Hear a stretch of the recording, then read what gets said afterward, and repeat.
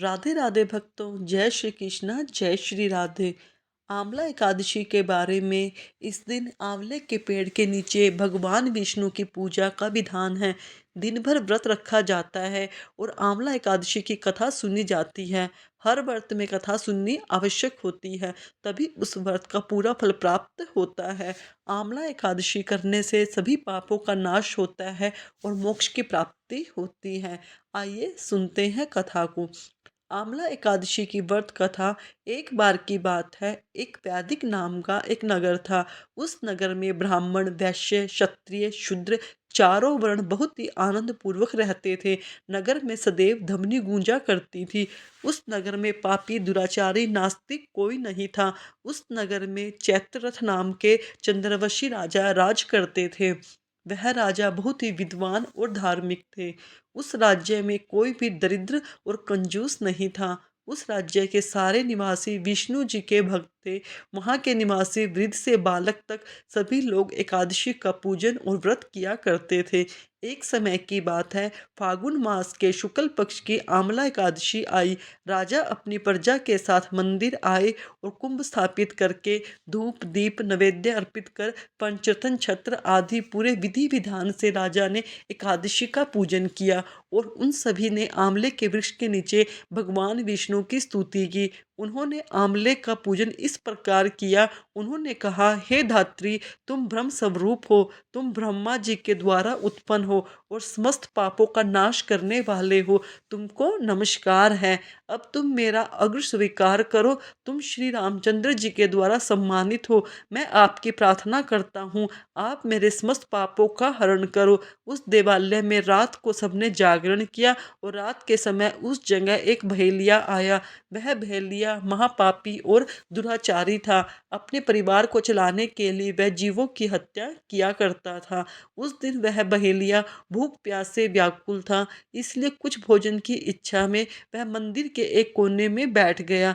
मंदिर में भगवान विष्णु की कथा और एकादशी महात्म सुनने लगा। इस प्रकार उस बहेलिये ने पूरी रात अन्य लोगों के साथ जागरण करने में व्यतीत कर दी और प्रातःकाल होते ही सभी लोग अपने अपने घर को चले गए। इसी प्रकार वह भेलिया भी अपने घर को चला गया और उसने भोजन किया।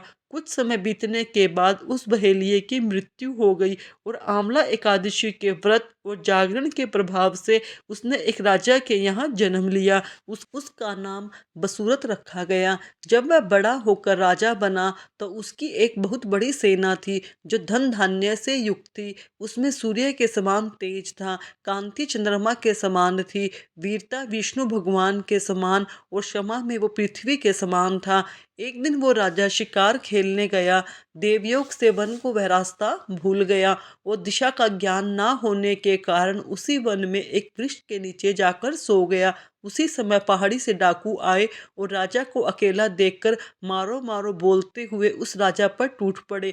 डाकू कहने लगे कि इस राजा ने हमारे माता पिता को, हमारे पुत्रों को भी, सभी को, संबंधियों को मारा है, इसलिए इस राजा को देश से निकाल दिया गया है, इसलिए हमें इसे मार देना चाहिए। ऐसा कहकर वह उस राजा का अस्त्र शस्त्र से प्रहार करने लगे। उनके अस्त्र शस्त्र राजा के शरीर पर गिरते ही नष्ट हो जाते, राजा को पुष्पों के समान प्रतीत होते। उन डाकुओं के सभी अस्त्रों का उन पर उल्टा प्रहार होने लगा, जिससे वह सभी मूर्छित हो गए। उसी समय राजा के शरीर से एक दिव्य देवी प्रकट हुई। वह देवी बहुत ही सुंदर थी, सुंदर वस्त्रों और आभूषणों से अलंकृत थी।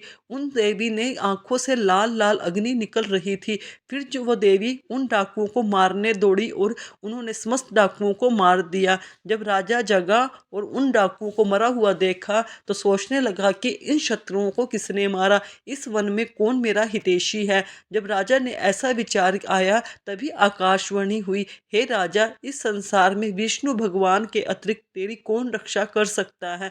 इस आकाशवाणी को सुनकर राजा अपने नगर को वापस आ गया और सुखपूर्वक राज्य करने लगा। यह थी आंवला एकादशी की कथा। जो मनुष्य इस एकादशी के व्रत को करता है उसके सभी कार्य सफल होते हैं और अंत में वह विष्णु लोक को जाता है। आपको यह कथा कैसी लगी भक्तों? जो आपको यह कथा अच्छी लगी तो मेरे चैनल को सब्सक्राइब करें, वीडियो को लाइक करें और कमेंट में राधे राधे अवश्य लिखें। धन्यवाद।